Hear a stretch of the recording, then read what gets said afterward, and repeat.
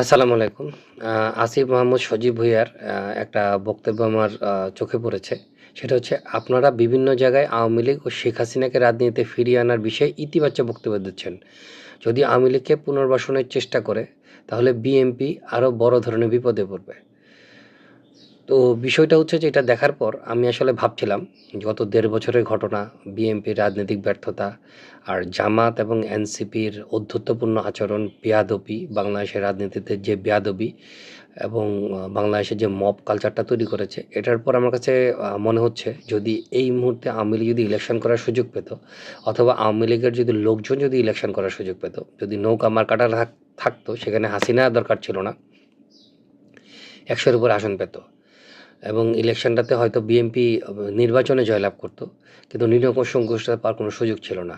এবং এমনও হতে পারতো যে আওয়ামী লীগও সংখ্যাগরিষ্ঠতা পেয়ে যেতে পারতো যদি তারা তাদের জোটটা ঠিক করতে পারতো। তো কারণটা হচ্ছে যে খুব সহজ।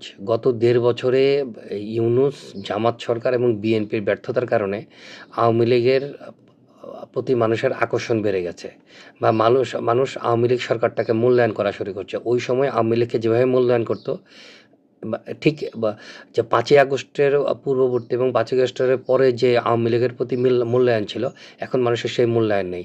যে ক্ষোভ ছিল সেই ক্ষোভ নেই। এই ক্ষোভ দমন করার পেছনে সবার প্রথম অবদান হচ্ছে যে ইউনূস কী বলে যেন গুন্ডা বাহিনী, অর্থাৎ সমন্বয়ক গুন্ডা বাহিনী, জামাতে ইসলামের গুন্ডা বাহিনী, জামাত ইসলাম, শিবির এবং বিএনপির রাজনৈতিক ব্যর্থতা। বিএনপি তার শক্তি প্রদর্শন করেনি। বিএনপি সব কিছুতে ছাড় দিয়ে গেছে, যেটা মানে আওয়ামী লীগের জন্য অনেক বড় সুবিধা হিসেবে দেখা গেছে। আর বাংলাদেশে এই মুহূর্তে যদি সত্যিকার অর্থে, এটা আমি এখনও বারবার বলছি, আমার বিশ্বাস যে ইমরান খানের মতো অবস্থা হতো যে আওয়ামী লীগ হয়তো একক সংখ্যাগরিষ্ঠ দল হয়ে যেতে পারতো। অসম্ভব কিছু না। আওয়ামী লীগের কাছে টাকা আছে, আওয়ামী লীগের লোকজন, কর্মীরা কী বলে যেন ঐক্যবদ্ধ হয়ে যেত। যেই কর্মীরা আওয়ামী লীগের প্রতি গা ছাড়া ছিল তারাও ঐক্যবদ্ধ হয়ে যেত এই সময়টাতে এসে। যাই হোক, সেই জিনিস ঘটেনি। তবে বাংলাদেশের মানুষের একটা জিনিস মনে রাখতে হবে, যদি আওয়ামী লীগকে আপনি যদি দমাতে চান বা ঘৃণা করেন বা দমাতে চান, আপনাকে বিএনপি ছাড়া কোনো গতি নেই। জামাতের পক্ষে আওয়ামী লীগকে দমানো অসম্ভব। যেটা ঘটবে, জামাত আসলে আওয়ামী লীগ আরও শক্তি নিয়ে ফেরত আসবে এবং আওয়ামী লীগের এরপরের শক্তিটা, কারণ আওয়ামী লীগ একবার ৭৫-এর ১৫ই আগস্টের পর সেই ব্যর্থতা ঢাকতে তারা ১৭ বছর বাংলাদেশের মানুষ শাসন করেছে।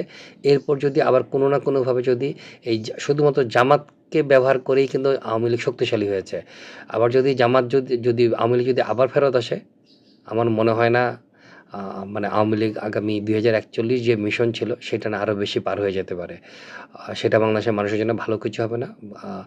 বাংলাদেশের রাজনীতি একেবারেই ধ্বংস হয়ে যাবে। অতএব আপনারা অন্য কোনো চিন্তাভাবনা না করে এই মুহূর্তে আপনাদের দায়িত্ব, যদি আওয়ামী লীগকে যদি আপনারা যদি ঠেকাতে চান তাহলে বিএনপিকে শক্তিশালী করুন।